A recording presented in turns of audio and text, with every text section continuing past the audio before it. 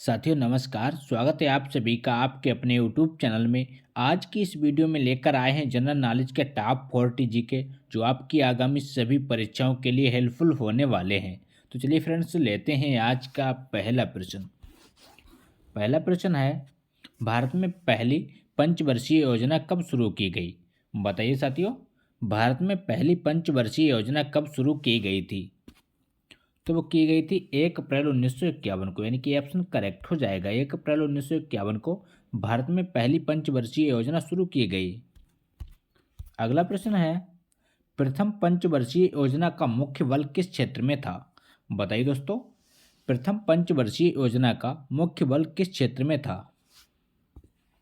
तो इस प्रश्न का सही जवाब है कृषि, यानी कि ऑप्शन करेक्ट हो जाएगा। मुख्य बल कृषि में था। अगला प्रश्न है, द्वितीय पंचवर्षीय योजना विकास के किस मॉडल पर आधारित थी? बताइए दोस्तों, द्वितीय पंचवर्षीय योजना विकास के किस मॉडल पर आधारित थी? तो वो आधारित थी पीसी महालनोबिस, यानी कि डी ऑप्शन राइट हो जाएगा। पीसी महालनोबिस मॉडल पर आधारित थी द्वितीय पंचवर्षीय योजना। अगला प्रश्न है, राष्ट्रीय विकास परिषद का गठन कब किया गया? बताइए दोस्तों, राष्ट्रीय विकास परिषद का गठन कब किया गया? तो वो किया गया था 1952 में, यानी कि डी ऑप्शन राइट हो जाएगा। 1952 में राष्ट्रीय विकास परिषद का गठन किया गया था। अगला प्रश्न है, भारत में योजना अवकाश कब था? बताइए दोस्तों, भारत में योजना अवकाश कब किया गया? तो वो किया गया था 1966 के सूखे के बाद, यानी कि बी ऑप्शन राइट हो जाएगा। 1966 के सूखे के बाद भारत में योजना अवकाश लागू किया गया। अगला क्वेश्चन है, निम्न किस इस्पात कारखाने की स्थापना द्वितीय पंचवर्षीय योजना के दौरान की गई? बताइए साथियों, निम्न किस इस्पात कारखाने की स्थापना द्वितीय पंचवर्षीय योजना के दौरान की गई? तो वो की गई थी राउरकेला, भिलाई, दुर्गापुर, यानी कि ये सभी कारखानों की स्थापना द्वितीय पंचवर्षीय योजना के दौरान की गई थी। अगला प्रश्न है, गरीबी हटाओ तथा आत्मनिर्भरता की प्राप्ति किस योजना का मुख्य उद्देश्य उद्योग निर्धारित किया गया? बताइए दोस्तों, गरीबी हटाओ तथा आत्मनिर्भरता की प्राप्ति किस योजना का मुख्य उद्योग निर्धारित किया गया? तो वो था चौथी, यानी कि ऑप्शन राइट हो जाएगा। अगला क्वेश्चन है, 10वीं पंचवर्षीय योजना के अंतर्गत कितने प्रतिशत वार्षिक विकास दर निर्धारित किया गया? बताइए दोस्तों, 10वीं पंचवर्षीय योजना के अंतर्गत कितने प्रतिशत वार्षिक विकास दर निर्धारित किया गया था? तो वो किया गया था 8%, यानी कि सी ऑप्शन राइट हो जाएगा। अगला क्वेश्चन है, 12वीं पंचवर्षीय योजना की अवधि क्या है? बताइए साथियों, इंपॉर्टेंट प्रश्न है, बार बार परीक्षा में रिपीट होता है। 12वीं पंचवर्षीय योजना की अवधि क्या है? तो वह 2012 से 2017, यानी कि सी ऑप्शन राइट हो जाएगा। 2012 से 2017 12वीं पंचवर्षीय योजना की अवधि है। अगला प्रश्न है, 12वीं पंचवर्षीय योजना में कितने प्रतिशत वार्षिक वृद्धि दर निर्धारित करने का प्रस्ताव किया गया?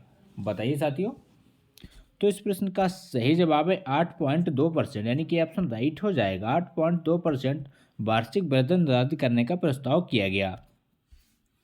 अगला क्वेश्चन है, निम्नलिखित में से किसे केंद्र सरकार द्वारा लगाए जाने वाले कर हैं? बताइए दोस्तों, निम्न में से केंद्र सरकार द्वारा लगाए जाने वाले कर कौन से हैं? तो वह सीमा शुल्क, आयकर, निगम कर, यानी कि ये सभी कर केंद्र सरकार द्वारा लगाए जाते हैं। अगला प्रश्न है, निम्नलिखित में से अप्रत्यक्ष कर क्या है? बताइए साथियों, निम्नलिखित में से अप्रत्यक्ष कर कौन से हैं? तो वह उत्पादन शुल्क, सीमा शुल्क, तटकर, यानी कि ये सभी अप्रत्यक्ष कर होते हैं। अगला प्रश्न है, रेखी सीमित का संबंध किससे है? बताइए दोस्तों, रेखी सीमित का संबंध किससे है?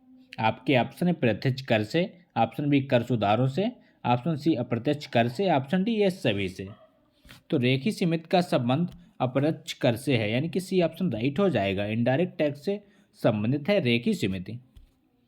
अगला प्रश्न है, बिक्री कर किसकी आय का महत्वपूर्ण भाग है? बताइए दोस्तों, बिक्री कर किसकी आय का महत्वपूर्ण भाग है? तो वह राज्य सरकार की, यानी कि ऑप्शन राइट हो जाएगा। राज्य सरकार की आय का महत्वपूर्ण भाग है बिक्री कर। अगला प्रश्न है, भारत को अधिकतम कर आय प्राप्त होती है? बताइए साथियों, भारत को अधिकतम कर आय किससे प्राप्त होती है? तो वो होती है निगम कर से, यानी कि ऑप्शन राइट हो जाएगा। भारत को अधिकतम आय निगम कर से प्राप्त होती है। अगला प्रश्न है, निम्न प्रत्यक्ष करों में से किस कर से सरकार को अधिकतम आय की प्राप्ति होती? बताइए दोस्तों, इंपॉर्टेंट प्रश्न है। निम्न प्रत्यक्ष करों में से किस कर से सरकार को अधिकतम आय की प्राप्ति होती है? तो वो होती आय कर से, यानी कि बी ऑप्शन राइट हो जाएगा। आय कर से सरकार को अधिकतम आय प्राप्त होती है। अगला प्रश्न है, राजा चिलैया समिति का संबंध है। बताइए साथियों, राजा चिलैया समिति का संबंध किससे है? तो वह कर सुधारों से, यानी कि सी ऑप्शन राइट हो जाएगा। याद रखिएगा, इंपॉर्टेंट प्रश्न है। राजा चिलैया समिति का संबंध कर सुधारों से है। अगला प्रश्न है, 14वें वित्त आयोग के अध्यक्ष कौन है? बताइए दोस्तों, 14वें वित्त आयोग के अध्यक्ष कौन है? तो वह है वाई वी रेड्डी, यानी कि डी ऑप्शन करेक्ट हो जाएगा। 14वें वित्त आयोग के अध्यक्ष वाई वी रेड्डी हैं। अगला क्वेश्चन है, टोक्यो स्थित स्टॉक एक्सचेंज का नाम क्या है? बताइए फ्रेंड्स, टोक्यो स्थित स्टॉक एक्सचेंज का नाम क्या है? आपके ऑप्शन है संगसंग, option B Nikkei, option C टोकाक, ऑप्शन डी डो जोन्स। तो इस प्रश्न का सही जवाब है निक्की, यानी कि बी ऑप्शन करेक्ट हो जाएगा। टोक्यो स्टॉक एक्सचेंज का नाम निक्की है। अगला प्रश्न है, वैट किस प्रकार का कर है? बताइए साथियों, वैट किस प्रकार का कर है? आपके ऑप्शन है प्रत्यक्ष, ऑप्शन बी अप्रत्यक्ष, ऑप्शन सी ए और बी दोनों, ऑप्शन डी इनमें से कोई नहीं। बताइए दोस्तों, वैट किस प्रकार का कर है? तो वैट एक इनडायरेक्ट टैक्स है, यानी कि बी ऑप्शन राइट हो जाएगा। वैट अप्रत्यक्ष कर होता है। अगला प्रश्न है, भारत में वैट कब से लागू हुआ? बताइए दोस्तों, भारत में वैट कब से लागू हुआ था? तो वो लागू हुआ था 1 अप्रैल 2005 से, यानी कि सी ऑप्शन राइट हो जाएगा। 1 अप्रैल 2005 से भारत में वैट को लागू किया गया। अगला क्वेश्चन है, भारत की विदिग्राह्य मुद्रा क्या है? बताइए फ्रेंड्स, भारत की विदिग्राह्य मुद्रा क्या है? तो वह रुपया, यानी कि सी ऑप्शन करेक्ट हो जाएगा। भारत की विदिग्राह्य मुद्रा रुपया है। अगला क्वेश्चन है, सरकार द्वारा पुरानी मुद्रा को समाप्त कर नई मुद्रा चलाना क्या कहलाता है? बताइए फ्रेंड्स, सरकार द्वारा पुरानी मुद्रा को समाप्त कर नई मुद्रा चलाना क्या कहलाता है? तो वो कहलाता है विमुद्रीकरण, यानी कि बी ऑप्शन राइट हो जाएगा। अगला क्वेश्चन है, वह अवस्था जिसमें मुद्रा का मूल्य गिर जाता है और कीमतें बढ़ जाती हैं कहलाती हैं। बताइए दोस्तों, वह अवस्था जिसमें मुद्रा का मूल्य गिर जाता है और कीमतें बढ़ जाती हैं क्या कहलाती हैं? तो वो कहलाती है मुद्रास्फीति, यानी कि ऑप्शन राइट हो जाएगा। क्या कहा जाता है? उसको मुद्रास्फीति कहा जाता है। अगला क्वेश्चन है, मुद्रास्फीति से लाभान्वित होता है। बताइए दोस्तों, मुद्रास्फीति से किसको लाभ होता है?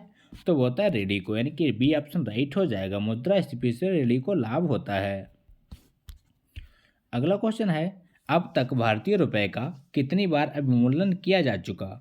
बताइए दोस्तों, इंपॉर्टेंट प्रश्न है, बार बार परीक्षा में रिपीट होता है। अब तक भारतीय रुपए का कितनी बार अवमूल्यन किया जा चुका है? तो वो किया जा चुका है 3 बार, यानी कि सी ऑप्शन राइट हो जाएगा। अब तक 3 बार भारतीय रुपए का अवमूल्यन किया जा चुका है। अगला क्वेश्चन है, भारत का केंद्रीय बैंक कौन सा है? बताइए दोस्तों, भारत का केंद्रीय बैंक कौन सा है? तो वह रिजर्व बैंक ऑफ इंडिया, यानी कि डी ऑप्शन करेक्ट हो जाएगा। भारत का केंद्रीय bank reserve bank of India है।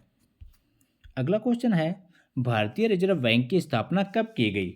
बताइए साथियों, वेरी वेरी इंपॉर्टेंट प्रश्न है। भारतीय रिजर्व बैंक की स्थापना कब की गई थी?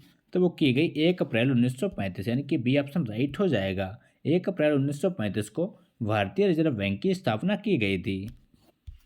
अगला क्वेश्चन है, निम्नलिखित में से किस बैंक में कोई व्यक्ति अपना खाता नहीं खोल सकता? सिंपल सा क्वेश्चन है, सभी को पता होगा इसका राइट आंसर। निम्नलिखित में से किस बैंक में कोई व्यक्ति अपना खाता नहीं खोल सकता? तो वो है आरबीआई, यानी कि सी ऑप्शन राइट हो जाएगा। भारतीय रिजर्व बैंक में कोई व्यक्ति अपना खाता नहीं खोल सकता। याद रखिएगा, इसका सी ऑप्शन करेक्ट हो जाएगा। अगला प्रश्न है, 1 रुपए के नोट पर किसके हस्ताक्षर होते हैं? बताइए दोस्तों, 1 रुपए के नोट पर किसके हस्ताक्षर होते हैं? तो वो होते हैं वित्त सचिव भारत सरकार, यानी कि डी ऑप्शन राइट हो जाएगा। 1 रुपए के नोट पर भारत सरकार के वित्त सचिव के हस्ताक्षर होते हैं। अगला प्रश्न है, भारत में नोट जारी करने की कौन सी प्रणाली अपनाई जाती? बताइए दोस्तों, भारत में नोट जारी करने की कौन सी प्रणाली अपनाई जाती है? तो वो अपनाई जाती है न्यूनतम आरक्षित प्रणाली, यानी कि बी ऑप्शन राइट हो जाएगा। अगला प्रश्न है, इंपीरियल बैंकों का आंशिक राष्ट्रीयकरण करके भारतीय स्टेट बैंक की स्थापना कब की गई? बताइए दोस्तों, इंपीरियल बैंकों का आंशिक राष्ट्रीयकरण करके भारतीय स्टेट बैंक की स्थापना कब की गई?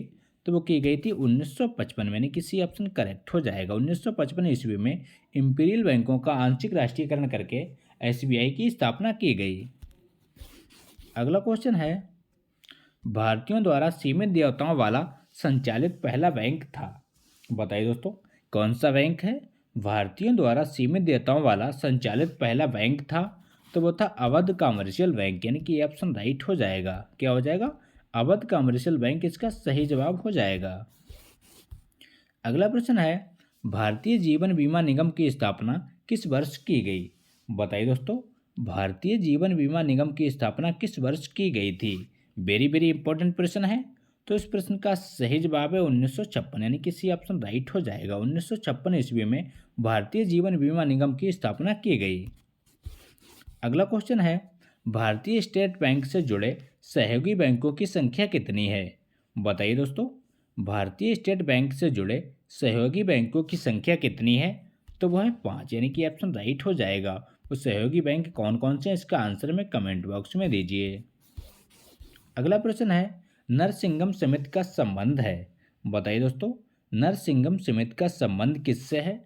तो वह बैंकिंग संरचना सुधारों से, यानी कि डी ऑप्शन राइट हो जाएगा। बैंकिंग संरचना सुधारों से संबंधित है नरसिंगम समिति। अगला क्वेश्चन है, निम्नलिखित में से कौन सी संख्या शेयर बाजारों पर नियंत्रण रखती है? बताइए दोस्तों, निम्नलिखित में से कौन सी संस्था शेयर बाजारों पर नियंत्रण रखती है? तो वो रखती है सेबी, यानी कि बी ऑप्शन करेक्ट हो जाएगा। अगला क्वेश्चन है, देश में कृषि एवं ग्रामीण विकास हेतु वित्त सुविधा उपलब्ध कराने वाली सर्वोच्च संस्था कौन सी है? बताइए साथियों, देश में कृषि एवं ग्रामीण विकास हेतु वित्त सुविधा उपलब्ध कराने वाली सर्वोच्च संस्था कौन सी है? तो वह है नाबार्ड, यानी कि ऑप्शन राइट हो जाएगा। नाबार्ड का मुख्यालय कहाँ पर? इसका आंसर कमेंट बॉक्स में दीजिए। अगला प्रश्न है, नाबार्ड की स्थापना कब की गई? बताइए साथियों, नाबार्ड की स्थापना कब की गई? तो वो की गई थी 1982 में, यानी कि सी ऑप्शन करेक्ट हो जाएगा। 1982 में नाबार्ड की स्थापना की गई थी।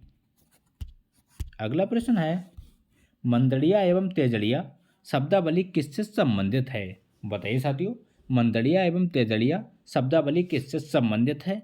तो वो संबंधित है शेयर बाजार से, यानी कि डी ऑप्शन राइट हो जाएगा। तो ये थे दोस्तों आज के इंपॉर्टेंट प्रश्न। अगर वीडियो अच्छा लगा हो तो लाइक करें, दोस्तों के साथ शेयर करें और चैनल पर नए हो चैनल को सब्सक्राइब करना ना भूलें। मिलते हैं नेक्स्ट वीडियो में, तब तक के लिए प्यार भरा नमस्कार।